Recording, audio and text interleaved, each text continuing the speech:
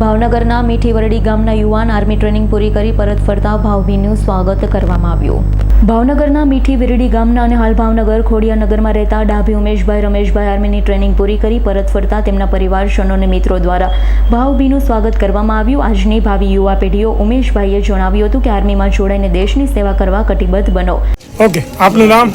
મારું નામ ડાભી ઉમેશ રમેશભાઈ છે. મારા પપ્પાનું નામ ડાભી રમેશભાઈ ભીમાભાઈ છે. આ મારા મમ્મી છે ડાભી ગૌબેન રમેશભાઈ. અને મારું આર્મી ટેકનિકલમાં કોમ્યુનિકેશન ટ્રેડમાં સિલેક્શન થયેલ છે, જેનું ભાવનગરમાં અહીંયા ગ્રાઉન્ડ હતું અને સિલેક્શન થયેલું છે. હા, અને મારું જમ્મુ કાશ્મીરમાં આવેલું અને અત્યાર સુધી અમે 8 મહિના સિકંદરાબાદ હૈદરાબાદમાં ટ્રેનિંગ પૂરી કરીને અહીંયા આવેલા છે.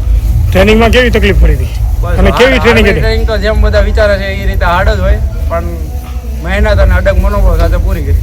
ઓકે, આજની ભાવિ યુવા પેઢીને તમે શું કહેશો? બસ આ અગ્નિવીર સ્કીમ કાંઈ એવી કાંઈ એટલી ખરાબ નથી. આ ભાવિઓને મદદરૂપ થાય એવી જ છે. તો બધા આમાં આવો અને આગળ વધો, બધા દેશની સેવામાં ભાગ લો, દેશની સેવામાં મદદરૂપ થાવ.